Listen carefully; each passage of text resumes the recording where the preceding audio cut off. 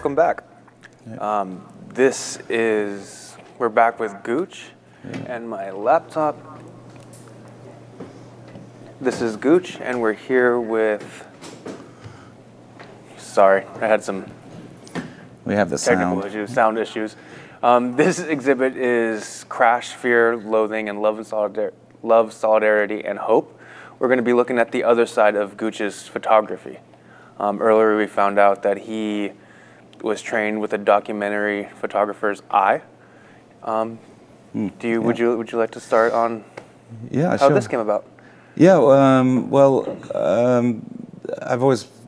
I've been photographing entertainment documentation for many years, but also going along with that, I'm a very political person. I'm a queer, cis, white male, and so some of these photos you'll be seeing today, especially from the Black Lives Matter movement, I don't mean to be a spokesperson for that campaign. For that movement, I could never. I'm white, so I can never do that. But I became really, really radicalized when I first got here in 2008, when I was absolutely appalled. Well, firstly, within a few weeks of me arriving, President Obama became president. So it was like an explosion of happiness. I was in Castro, and everybody was so overjoyed. I was also in Castro. It was crazy. It was crazy. It was so beautiful. Insane. We got rid of 8 years of a pretty terrible Republican president, and there was hope. He ran on a campaign of hope, and within an hour, there was a jumbotron in Castro. Within an hour, Prop 8 went down, and we lost Prop 8, but I think it was literally so close, 51 to 49%. Mm-hmm. Backed by the Mormons and backed by all these awful people with tons of money and lying to people that gay people were child molesters and monsters. And we did not have the right to marry the person that we love. And that night, my future husband, who's now my husband, Bill, he's here tonight in the audience here, we just came together with a group of other queer people, and we sat in the middle of Castro at 18th Street, and we blocked the street. I remember local drag queen Pollo Del Mar, who's still here, still being wonderful. She sort of led the sit-in, and within hours, people were bringing us blankets and coffee and food. And it started off at about 50 or 60 of us, and through the night, it ended up with 3 of us. And the police shifted us on at 7 in the morning. But to answer your question, that was the moment. That was the moment that I was like, this is not right in a first world country, that we'd had the right to marry the person of our choice, and then this was taken away from us, and that really fired my engines up. It stirred something. It stirred something very deep. Absolutely. And I'd just come from England, where we had something called civil union at that time. They wouldn't allow us to call it marriage, but you could marry the person of your choice, if you're same-sex. It later became marriage, but at the time it was civil union. But we had that right, and I was like, how can I come to America and have that taken away? So I spent, from then until now, fighting and documenting. As well as documenting, I am one of the people chanting as well, and this isn't just taking photos of something that looks so kind of cool or interesting. I'm actually very, very passionate and very involved. And I'm an ally to my black brothers and sisters, to my trans brothers and sisters, and I'm not an ally to my queer family, because they're my family. I am queer. It's my life and my friend's life, and I will fight till the day till I die. So, and I'm very lucky that I get to be able to capture these moments in history through my lens. And that's what it's going to be. It's going to be. There are moments in history, and then we're going to look back at them with that viewpoint. And I think it's extremely important work. I'm going to speak for everybody and say thank you, even before we see these pictures. I've seen these pictures already. They're very, very moving. It's very drastic juxtaposition from his drag pictures. So they're beautiful. They're absolutely gorgeous. Thank you very much. But there's a lot of crossover too. You know, as queer folk, we know how to fight, and we've fought for so long. and we can see when there is injustice. And so many of these recent rallies that I've been to have been queer-led for the Black Lives Matter movement, have been queer-led and organized. And if not queer organized, then a huge number of people who are protesting are LGBTQI in all the rainbow colors. So let's start. We have quite a few pictures, and I want to make sure we have a lot. I want to make sure we get through them all. So let's look at this at the opening slide here. Okay, there we go. Crash, fear and loathing, love, solidarity, and hope. Yeah. Is this picture going to be popping up later? Because it might pop up later quickly, but if let's just talk about it because I love it. This is literally this was from the first rally after we had the announcement that 45 had become number 45. So this was photograph was taken on the 9th of November 2016, the day after, and the rally was called the Day After March, and it was organized by LGBT champion and leader Cleve Jones, who worked with Harvey Milk and has never stopped fighting for queer equality through his whole life. And these are one of those those millimeter split-second moments that we talked about in the earlier segment. Just it's one of those moments, the decisive moment. Is it showing on screen? There it is. Yeah, it is. Yeah. It's what you call a decisive moment. This young woman looks so shocked. I believe she looks Latina to me. I don't know, but she was there, and this is a very powerful image to me. I hope it pops up again. There's a young African American woman shouting here. There's another young African American woman very confused. It was a lot of people. This was taken near the end of the march in Mission, and we marched from Castro. Wow. So. All right, let's get. You're gonna have to. Kind of quickly. We're gonna motor through these. There's a lot. So, I'm never gonna keeping my photos down. So this is these photos you're looking at now. It's from the 9th of November 2016, and this is Cleve Jones. We met in Castro, and this is a spot that Harvey Milk used to stand on his soapbox here. Oh, no way. And asked to recruit you. He wanted to recruit you. And I'm now unbelievably blessed to work with Stuart Milk, who is Harvey's nephew, who runs the Harvey Milk Foundation. So I work with Stuart now, which is just unbelievable to me. It's as close as I can get to Harvey, really. Yeah.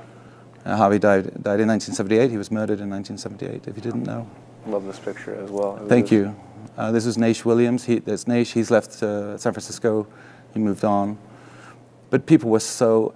the words I've used here to describe the whole feeling really was, it's a visceral, physical, emotional, and intellectual reaction to the election of the 45th President of the United States.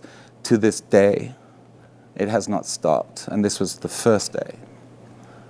And this is the fight that started the first day after he was a president-elect. So.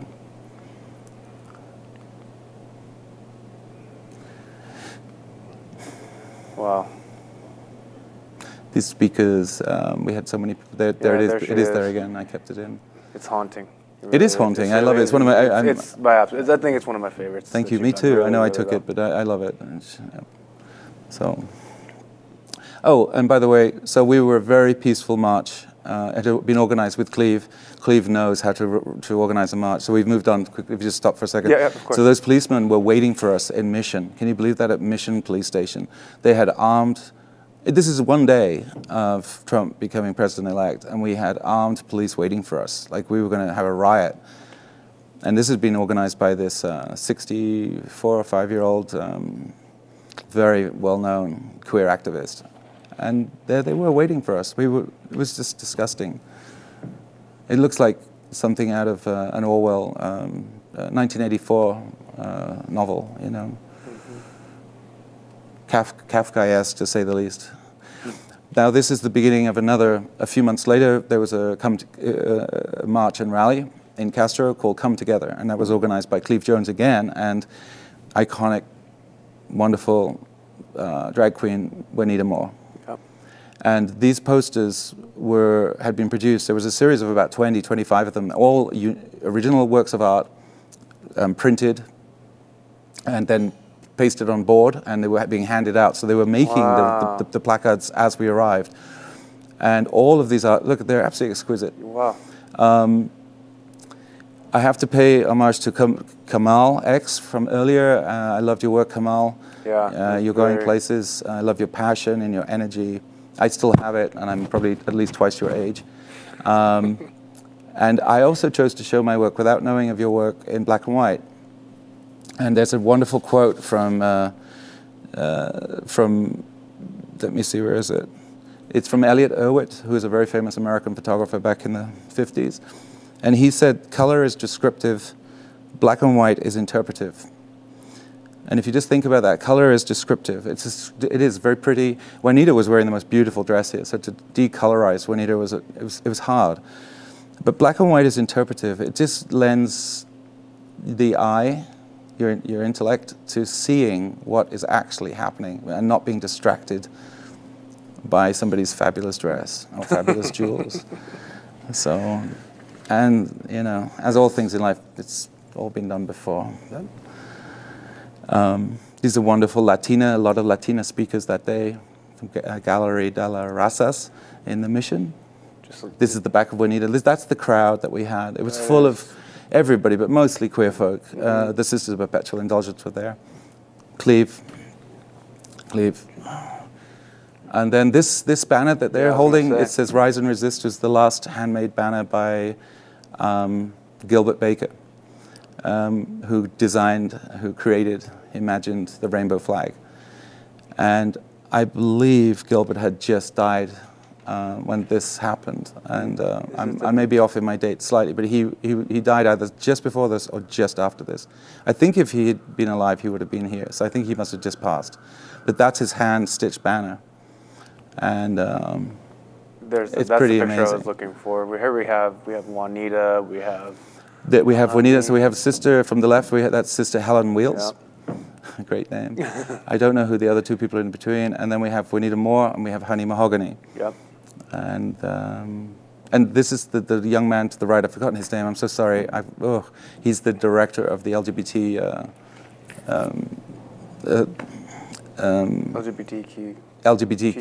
on Market Street.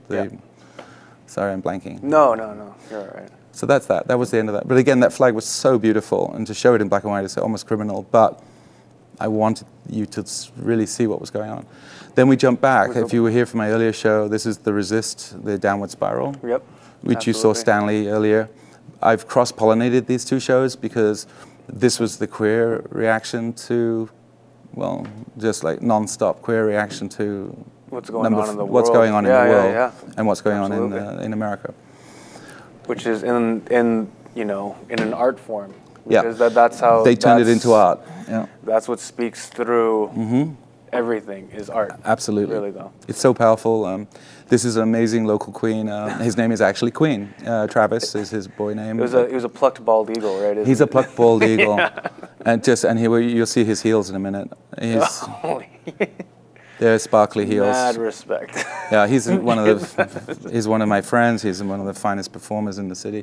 This is Profundity. You saw her earlier as the Pope shooting dollars with her silver guns. So Profundity does a very good trump. And this is just Stanley. That's at the end. So then we move on to the Women's March. This was I have some notes here because it's kind of nuts. I've been doing a lot of reading. In one of the slots earlier, there was an African-American comedian saying about white people getting educated.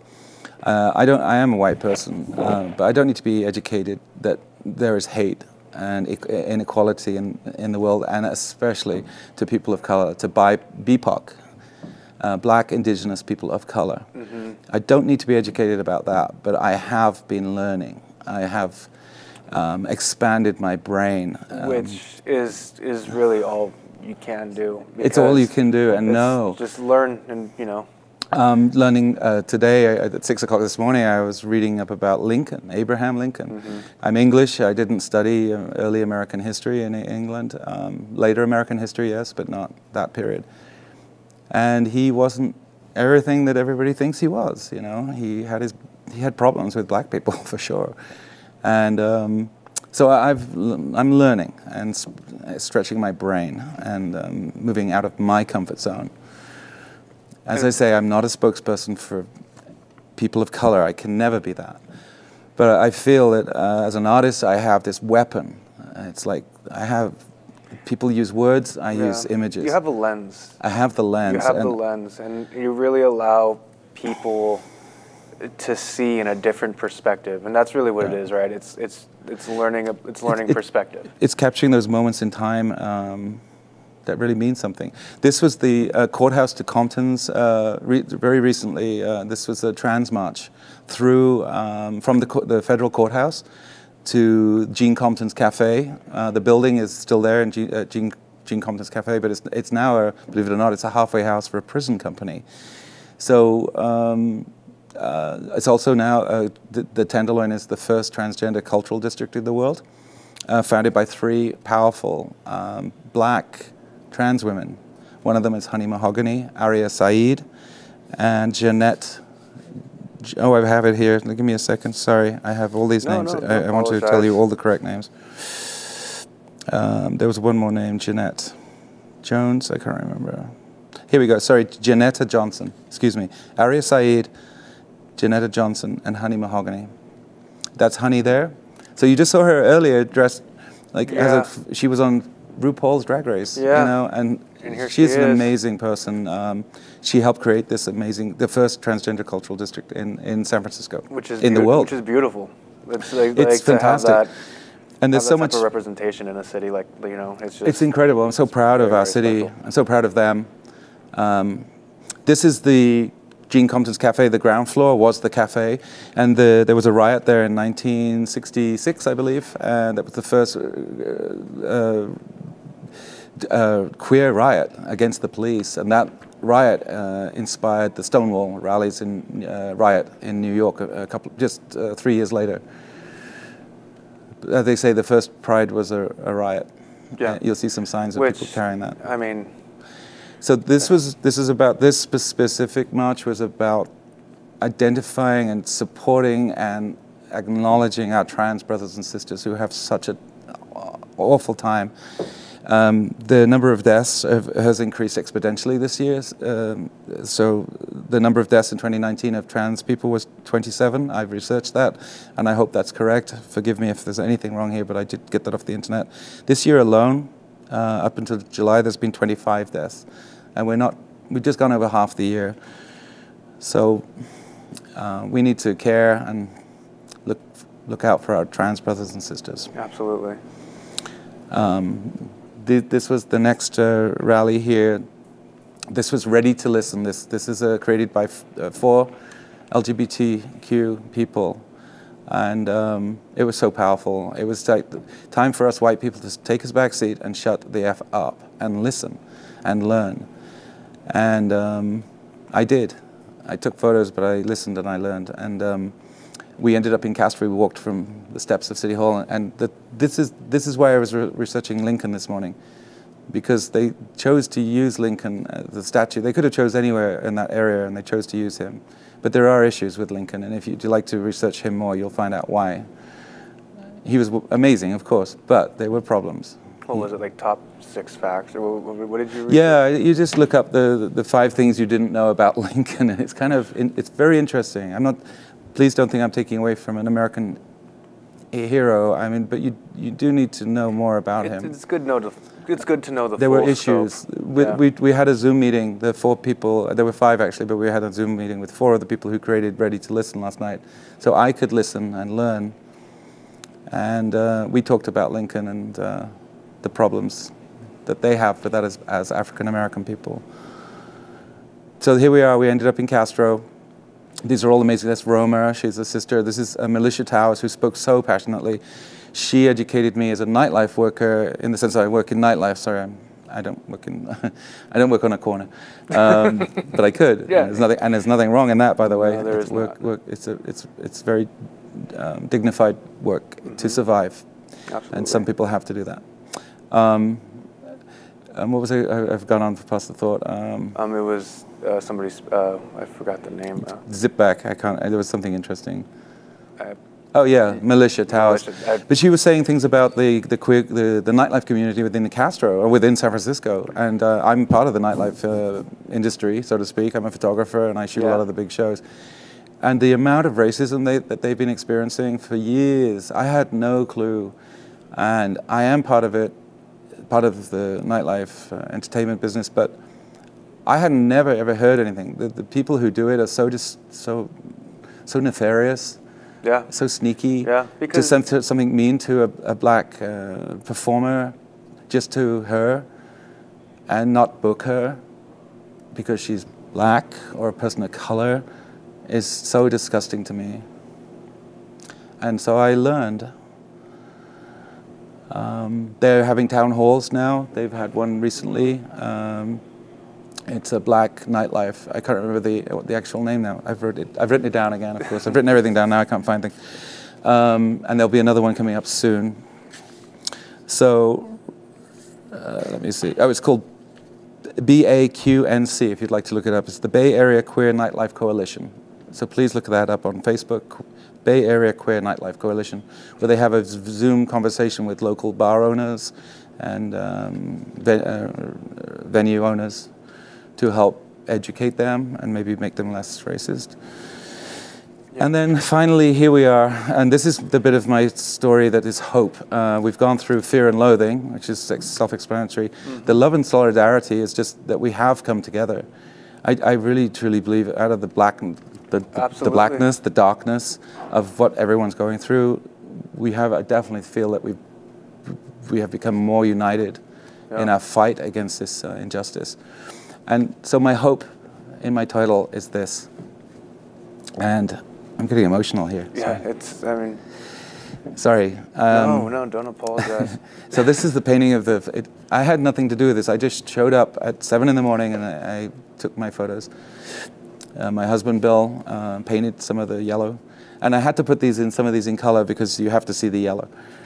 And without permission, without any permits, the African American Cultural Center and some amazing artists here, forgive me for not mentioning everybody, but it's on the African American Cultural Center's website, came together and local people came out and picked up a roller, picked up a paintbrush and started painting illegally on Fulton Street, heading down to San Francisco City Hall. Yeah.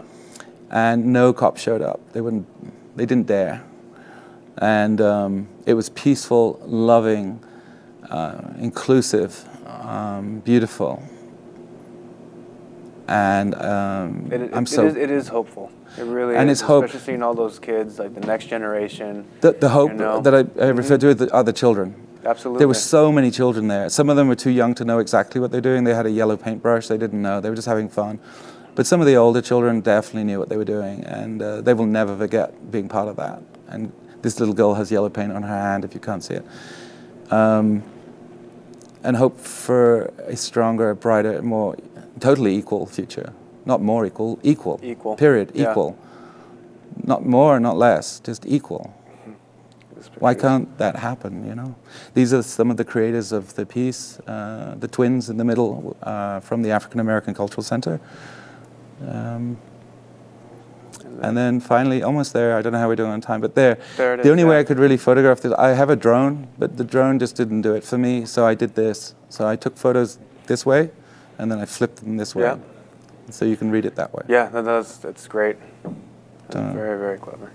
So that's it, that's me, and I will never stop campaigning and for what's right and what's fair for anybody. And again, thank you for your eye. We really do appreciate that. It's your art, and and I'm getting a little choked up too because it is extremely moving. Thank you. You know, it's admirable. It's absolutely admirable. It's hard for me to talk about. I'm really trying not to cry right now. Oh, thank you. I love this guy, by the way. We've been speaking a lot on the phone. He's my favorite person. He makes me laugh all the time. Yeah. But thank you. I'm honored to be here. If you do go to my website, photosbygooch.com, and you do want to purchase anything, 20% of all my sales for the next month will be coming back to Minna to keep Minna afloat through these hard times.